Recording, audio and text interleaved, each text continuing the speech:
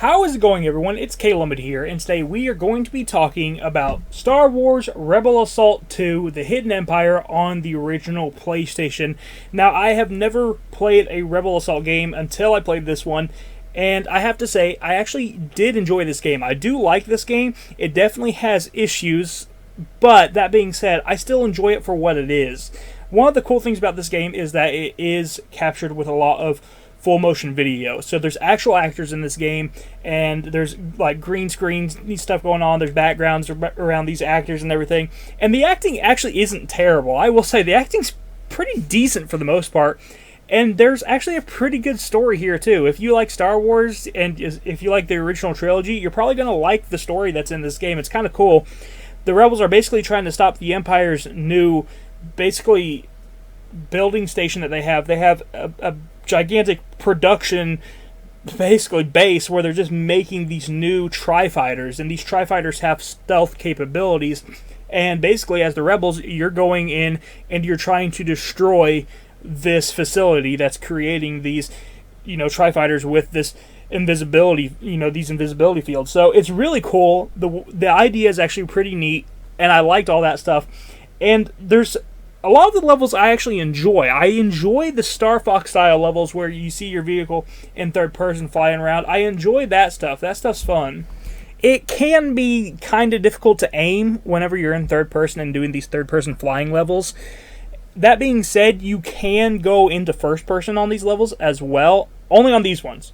The ones where you're flying in third person, it starts off in third person, you can swap into first person. But the ones that throw you into it and are immediately in first person, you cannot swap. And there's some of them where you are trying to avoid obstacles and stuff.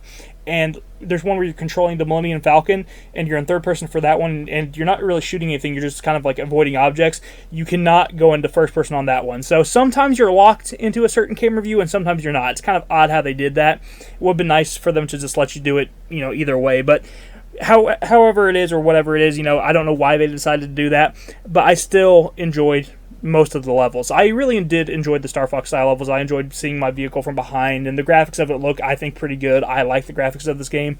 I know not everyone's going to like the PlayStation 1 style graphics, but I love PlayStation 1. I love the graphics, and honestly, they did a great job capturing the feel of Star Wars. I think that the graphics look great. I think that they did a good job on the settings and the vehicles and just really making this game feel like it's part of Star Wars. And the full motion video cutscenes really actually do help with that. This does kind of feel like it could be part of the movie. Obviously, just a very low budget version of Star Wars, but I still really enjoyed this game. I thought it was a lot of fun.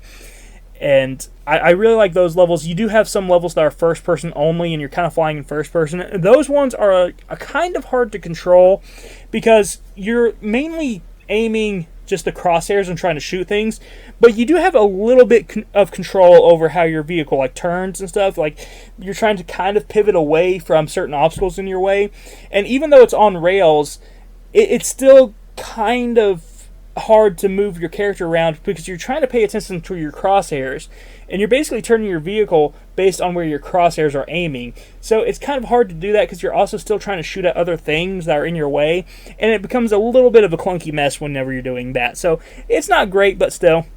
There's also some levels where you're actually playing as an actual character, and it's in third person, and you're running around, and, well, you're not running around. It basically puts you in different shooting gallery positions, and then you'll see your character hiding behind a wall, and you can peek out behind the wall, shoot some stormtroopers, and then hide back behind the wall. And I actually like those levels. I have no issue with those levels. Those ones are also like full motion video, and I actually think they look great. They play pretty well also, so no issue there. Thought those were okay. There's one level towards the late game that's actually a first-person level. You're wearing a stormtrooper helmet, and you go into night vision, and it's actually a first-person shooter level, and that one's actually pretty cool, too. I do like that one a lot. Again, it's kind of more of the same where it takes you to certain areas, and then becomes kind of like a shooting gallery, but that specific level is all first-person. I thought that was really, really neat, and I really like that. The only level that I actually hate, the only levels I actually hate, would be the ones where you're basically just dodging obstacles. Those levels feel really just loosey-goosey and clunky, and they feel like they kind of puts you on a path to get destroyed. So one of them is the Millennium Falcon level. I mentioned that one before. That level is a pain in the butt. You're trying to avoid things constantly, but the problem is with all of these levels where you're trying to just avoid obstacles is that a lot of the times it feels like the vehicle starts veering in certain directions on its own, and you have to try to steer it back on path. It's like it wants to go into walls. So you're kind of constantly steering it back towards the center of the screen while also avoiding pillars and everything else in your way. And it really becomes a really just loosey-goosey mess. And I'm not a huge fan of that. And there's another level other than Millennium Falcon that's like that. There's a level where you're basically like flying a TIE fighter. And you're flying in this canyon, and your TIE fighter wants to fly into walls. It just does. Like, I'm not even kidding you when I say that. It really feels like your TIE fighter really wants to just touch the wall. It feels like it just wants to crash into it and burn. I don't know why it's like that. I don't know what the rationale behind that is, but it does not feel great flying in those levels, and I was very happy whenever I finished those levels and I didn't have to do them, again. Those are levels I would never go back and play purposely. If I go back and replay the game, sure, I'll play them, but I would never go back and just select those specific missions and just play them one at a time. No way. Those missions suck. So I'm not a fan of those. There's also a speeder bike one that's also a pain in the butt. Hated that one too. But any of the levels where you're just trying to basically avoid obstacles, not my thing. Not my thing. But I do like the levels that are just, actual Star Fox style levels. I like the shooting gallery style levels. I like that stuff. Even the first person ones where you're just kind of like flying through different areas like an asteroid field, or you're flying through this factory where they're making these tri-fighters. Even those ones I actually did enjoy, even though they can be a little bit clunky. It's not a perfect game, but that being said, it really does encapsulate what Star Wars is all about. It's cheesy sci-fi fun. It's just really cool. It has just a really crazy idea for a story, and it fits in pretty well in the Star Wars universe. I'm sure that this game is probably considered Legends, but even then, I still think that it's worth picking up and playing and just enjoying this cool little piece of Star Wars history. It's not a bad game. It really isn't. It just has some definite issues that could have been addressed before it released. So, that being said, though, I like it. I think it's fun. I'm glad I played it.